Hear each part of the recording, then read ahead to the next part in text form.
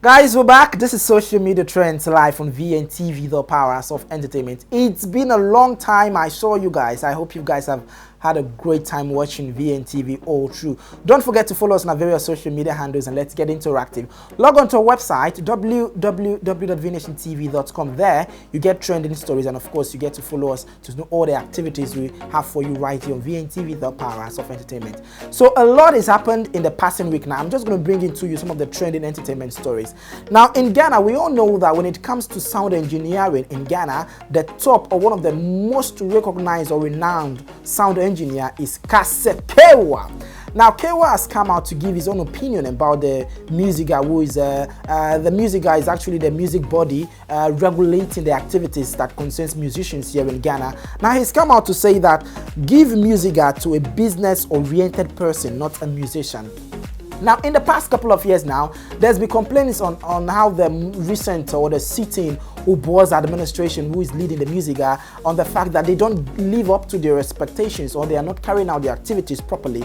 Now, Kewa is saying that this time around that they're about to embark on a nationwide election, they should give it to someone who is business oriented. You know, not all musicians has that business mindset. So they believe that if the music administration is given to a business oriented person, he feels that that person or that individual can actually lead the music industry properly. Now he's saying that he's not basing his statement on the fact that he might be claiming that somebody is not competent or competent enough. He's not saying that, but he believes that if music is actually given to someone who has a business mindset, a business oriented person, he believes that person can actually lead music properly. We'll bring you update on how the music election comes out in the coming months. Now away from that, let's talk a bit about this sensational Ghanaian singer Miss V. Now we all know that Miss V is under Richie's administration. I'll use the word administration because she signed on to Lynx Entertainment. But rumor came out not too long that she's apparently left Lynx Entertainment because still rumor claiming that she is pregnant. Now this is the drill. Richie has come out to reveal that or debunk those claims that she is pregnant or said that she's left Lynx Entertainment. But he made a striking statement that the public has held onto. Now he said, Miss V is not in the right state of mind to perform music professionally.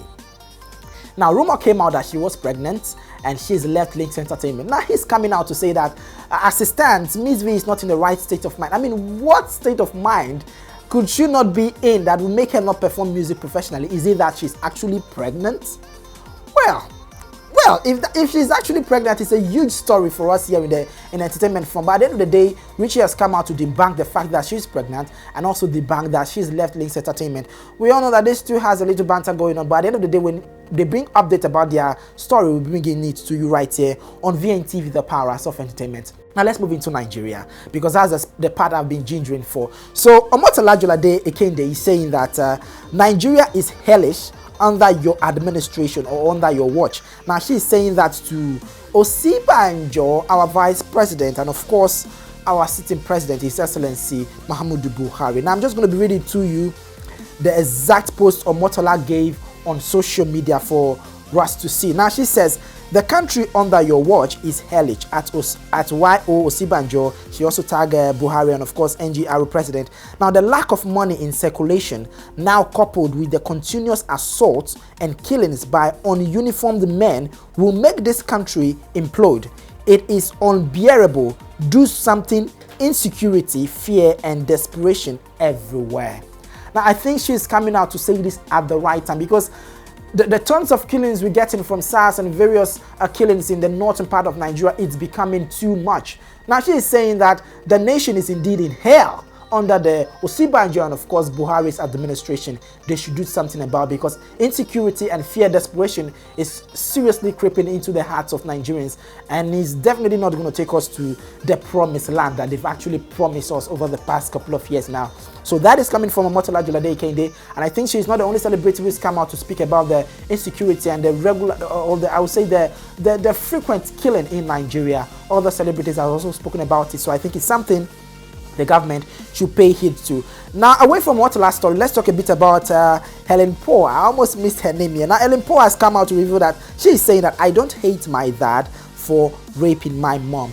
So Helen Paul, one of the finest comedian we have in Nigeria, we all know that a couple of some time back she made the revelation that she was a product of rape. That means a father apparently raped a mother and she was that product. But she's saying that in spite of what she's gone through during as a child growing up, having that mentality of the fact that she's a product of rape, it has never been easy for her, but she's grown past that stage and she's finally found peace with her father. Now she's saying this to every individual out there who might be having difficulty with either their father or their mother, saying that no matter how bad your parents might be, they are still your parents. So find it in your heart to not just forgive them, but find a way to create a bond with them whilst they are still alive. So Helen Paul is saying that in spite of what happened in the past, she and her father are still in a good note, and she's used that as an opportunity to advise every other person out there who might be having difficulty with their parents. I think, yeah, she's indeed a strong woman. She recently got a degree, so yes, we're congratulating her for that. She's a strong woman to actually have gone through this stage and say she's settled with her father. So big ups to Helen Paul. Now, away from that, Don Jazzy is in the news. I mean, he came up not too long. He's saying that I don't have any child out of wedlock.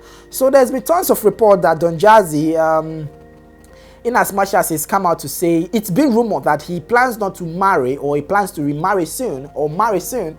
There's been report that he has a child out of wedlock, and he's come out to debunk that particular post a couple of hours ago. So I'm just going to be reading to you his exact post. He says, I didn't hear anything about having a child outside wedlock. I don't have a child yet, or maybe somebody has a child for me somewhere and they don't want me to know about it, but I don't know why they won't want me to know about such a thing. If anyone has a child for me, they should bring their child forward. To the best of my knowledge, I don't have any child yet.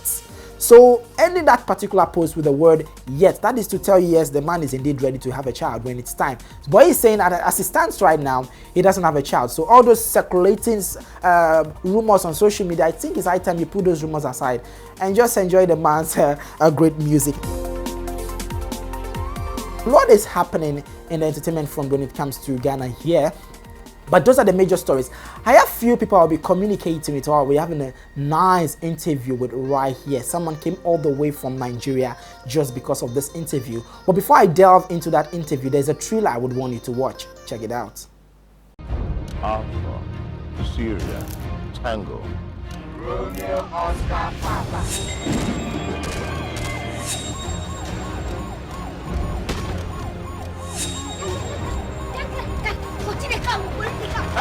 For where? What is get to? What? Police everywhere. Police at the ghetto. They break the rules of the ghetto.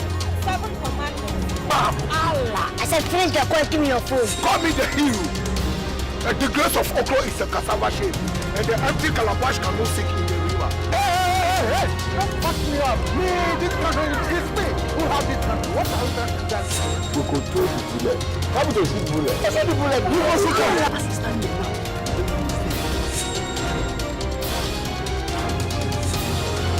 99 days for the day. 1 day for the day.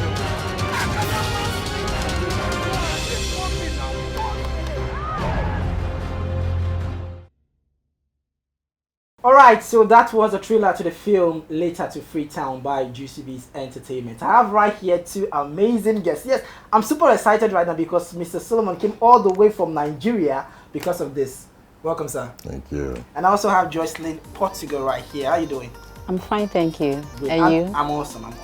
Thank you guys for passing through the studios of VNTV today. So we are still right here at the studios of VNTV, coming to you from our studios here in Accra, Ghana. Don't forget to follow us on our various social media handles, and let's get interactive. Now let's get interactive right here. It's all about the film Later to Freetown. There's a saying that ladies first. What was your character in Later to Freetown? I played a role of a star girl, rugged, ghetto, radical girl. Yeah, how was that for you? Because it's totally different from your real personality. Yes, actually it was very, very challenging, but I was able to overcome it because being an actress or an actor, you should be able to do whatever role that comes your way. Yeah. Amazing. Sir, all the way from Nigeria. Yeah. First, before we talk about Later to Freetown, there's this rumor that came out not too long when you came in Ghana. You commended the electricity system in Ghana as well as the airport.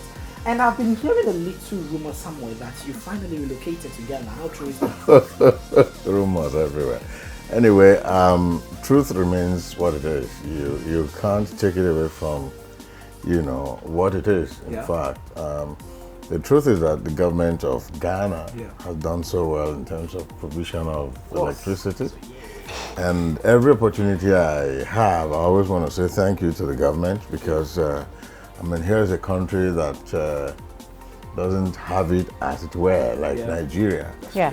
And we can't seem to provide basic need like electricity to the people in Nigeria. So it's painful. So is that the reason? And then the airport also is so welcoming, So it's a beautiful experience. And I say good. And I want, like they say, the old can learn from the young. The big can learn from the small.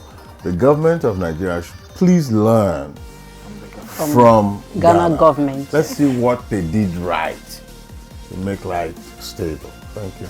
So can we say, or can we accept now that because of all those fine stuff you saw in Ghana, you relocated? No, I can't possibly relocate like Why? that, man. No. It's, I would have, you see, let me tell you, the truth is that you can't take away the role of power in any given economy. That's true. And its use to businesses, If you run any business and you have to suffer for power, it becomes very difficult. And it will, fall back on your customers. That's true. So I'm not a businessman, I'm an actor. Yeah. And there's no business so far that will make me relocate to Ghana. Okay. Much as I would like to. Okay. But it's in the back burner. Okay, it's in the back burner. Yeah, so we'll talk about the business part of filmmaking later. So let's talk a bit about Freetown, Letter to Freetown. What was your role in it? Well, Letter to Freetown happens to be the first movie in my more than 35 years experience in the industry in which I played a role that is different. Right. I played the role of the leader of a gangster group. Oh yeah, I saw that. So it was quite nice. It was, a whole bunch of new experience for me. So we have these amazing actors in there, like some of Ghana's finest boxers, Aite Powers and Boko Bankum. Did you have the privilege of meeting them on set or working alongside them? Yes, I met two of them. Yeah, it was very nice. Initially, when I heard that they were coming, I was like, these people, will I be able to relate well with them? Yes, but it was like they are very different. Okay. Yeah, so I love working with them. I also love to still work more with them. Okay. Yeah, they are good. Great. So I'm pretty sure before you started filming and when you were told that these two guys are going to be on the film, I don't know, have you heard of them before, Aite Powers and Boko Banku? Well, when I got to set, initially I wasn't told there were people, usually when you get a script, you just read and master your role and you don't have, start digging on who is playing what. I'm not that kind of artist, I'm not the kind of person that will ask producers, who is here? If he's not here, I'm not here. If this is not this, I don't do that. I just focus on my role. But when I got to set, and I began to see huge people, weird-looking people with tattoos all over the body, and I'm like, hey, what's going on? And they said, it's one of your cast, one of you on set. And then I was watching. I kept hearing Bokum Banku. And then I asked myself, is this the man who makes Banku, the one we eat? Well, so I was now told that he was a boxer, that he's a boxer in well-known Ghana, So, and then one other one came, Aite Powers, with some and I was told that the two of them don't quite get along. So I was waiting for the scene that involved the two of them, and you could see that little competition, But it was a beautiful experience working with them, and they are not like professional actors, but they delivered. They did so well, and I'm sure Ghanaians will be very proud of them. They did very well. Okay, great. I will be giving to you the details about the premiere very soon and tickets. But before we do that, I understand yourself, you're a producer. Now, one of the major factors when I was making a research on Juicy Biz is the fact that they're trying to bring up new actors. How was it like working with all these new actors on set? Being a producer, I had no hand in choosing who's supposed to be on set or who's supposed to portray a role. But few of them that I have worked with, they are good. I think we should give them more chance to be able to show what they have got. Okay. Yes. So what do you think about that? Well, let me say this in clear terms that Juicy B's Entertainment happens to be an institution in Ghana that the government of Ghana should actually support because they are in the forefront of bringing in new talent and helping them grow, and that's what we should be doing actually, because you can't continue to have a Solomon Akiesi forever. You can't continue to have an RMD forever. I'm sure there was a time that some of the roles that I play now, my big brother RMD was playing them.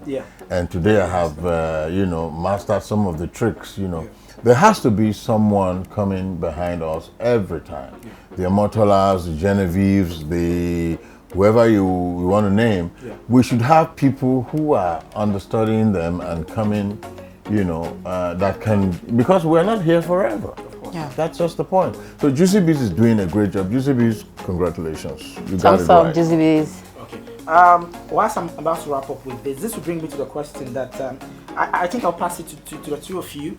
There's been this trending story that the Ghanaian movie industry is actually falling down. So Sir, I'll start with you because you've been here for quite some time now. You've had the privilege of working in a Ghanaian production, see how the actors and of course the crew member was.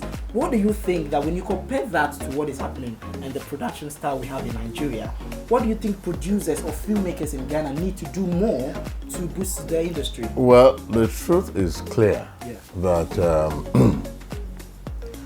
every environment has its own dynamic. Of course. It's not, you don't do something in Nigeria and expect that you come and receive the same, don't forget, however, that the entire movie industry, whether it's in Ghana or in Nigeria, is evolving. Of course. And when you are evolving, you're facing challenges moving from one transition point to another. So we're going. Some of these challenges we see in Ghana, we have them in Nigeria too. I mean, it's not, no industry is perfect. So there's no... But, what I noticed in Ghana here, on the part of the actors and actresses, probably because they're just, I don't know, maybe because most of them are upcomers, they lack professionalism. And number one, you don't keep a director waiting on set. I found out that directors and fellow artists will be waiting for upcomers, people who are just, it's the discipline is a bit low, it doesn't take down the quality of production. The quality of production in Ghana is still beautiful, but you see, that discipline, where you're on set with someone here in Ghana, and she's taking a call. And that's not good enough.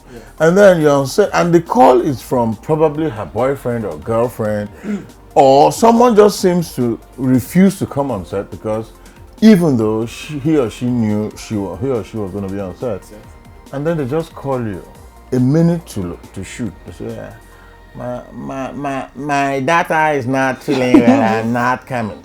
That spirit of the show must go on is not as much on ground in Ghana. But, we all grow. In Nigeria at that time, it was the same thing. So we cannot say Nigeria is better or Ghana is better. We face the same challenges everywhere. It's just how you handle the challenges. But I expect that because of the constant power supply in Ghana, people should make more movies. Because in Nigeria, lack of power takes away a whole bunch of money from it. So we are just at par. Ghana and Nigeria, it's just the same thing. Do you have something to say about that? About the two? Have you had the privilege of working in Nigeria before? No. Okay, so you've not had the experience. No. But based on where you've worked with, so far in the past couple of years, what do you think that filmmakers need to do more to boost the industry? Because a lot of people are complaining that the industry is going down. Yes, I seconded to what my brother said. But I would like to add up something a little. I've been in this industry in Ghana here for the past few years. Yeah, but what I can see is that number one, the stars we have, they are not helping the upcomers. Okay. They are not also helping the new producers, executive producers, okay? So sometimes like this, you as a new producer, you have a new project that you want to do. So sometimes when you go to relate with them, you find it very difficult, them responding well to you. So you have to pass through somebody to get to them. So finally, when you pay them money for them to come to work for you, they come to your set. Mostly, some of them, they come early. Some of them, they do come late, okay? So, and they also have a kind of, you cannot even talk to the person when the person does something wrong on set. So whenever you just talk, the person will just, do you know what? I don't want to work again.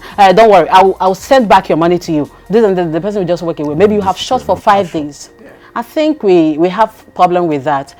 And the superstar productions that we have, they don't give upcomers chance. Well, that's pretty much true. Yes. So if they give the upcomers chance, they should be able to replace that person that always cause problem on set. So when you are a new producer and you have shoot one, it didn't come out well, or you couldn't even, sometimes everything is perfect, but having a way to sell it becomes a problem.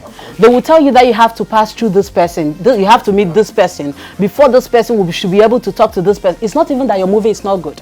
So when do you expect somebody to invest in where you cannot gain your money? Sometimes you want publicity for the movie that the artist, the superstar have done, then they will tell you that before I can put it on my own social media, you have to pay money. So how do you want us to project this Ghana movie industry? So all of these things is part of it. I think you have a lot to say. Maybe next time we'll fix a time for us to come talk exclusively about the Ghanaian movie. In 2004, 2005, when I had established myself in the industry in Nigeria, I found a need to give room to other people, to bring them up, because it's not about training people to be actors or actresses. There are so many departments. There's makeup, there's costume, there's all of that. And I felt that I should create a platform for people who wanted to get into the industry. It's not just about acting now. Teach them the discipline of being an actor, you know, because you're a role model, you know. So I set up a small facility that I called then the Actitude.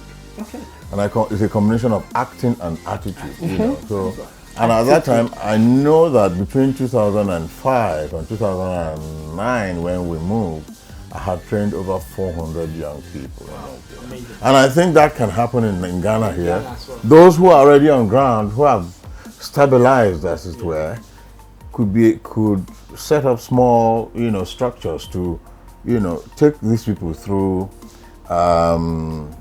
you know, the rudiments of because most of these people, especially I noticed in Ghana that people don't understand that acting is not just about your face and the costume you wear. If you have to be in character, you have to use your voice. That's why when you meet a radio announcer in the marketplace, the voice you hear on radio is not what you will hear. You know, because there's a radio voice, there's acting voice.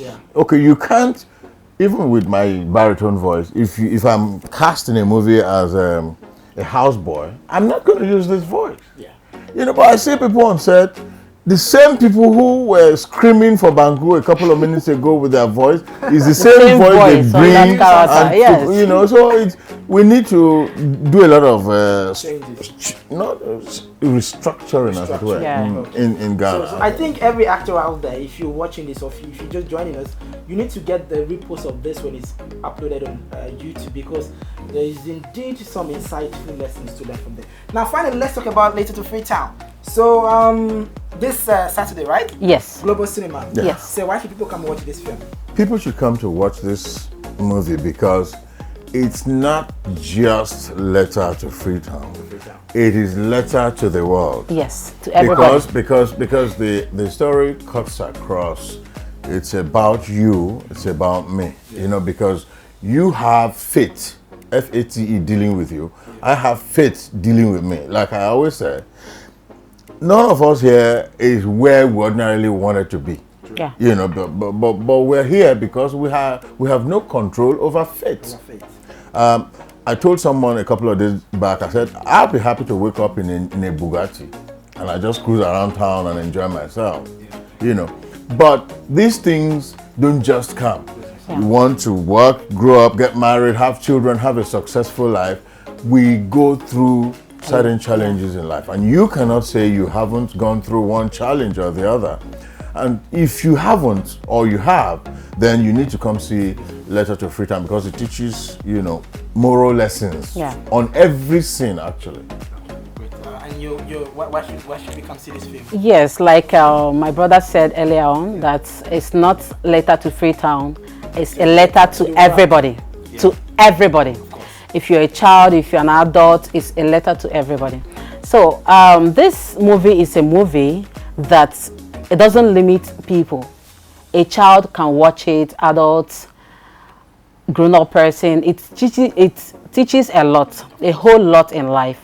Okay, and the